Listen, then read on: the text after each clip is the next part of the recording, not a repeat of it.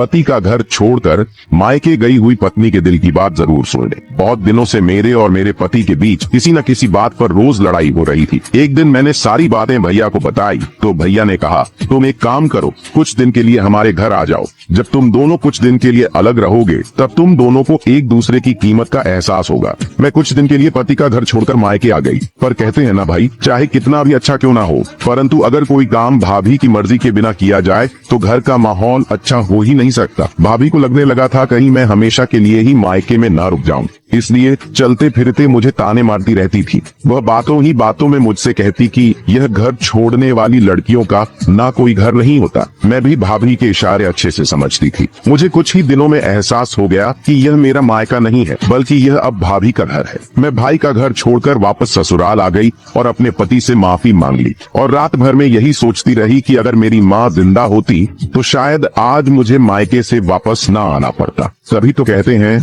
मायका माँ से होता है। जब तक मायके में माँ जिंदा है तब तक ही मायका है, उसके बाद तो केवल भाभी का घर बन जाता है। बात से सहमत है तो यस लिखे।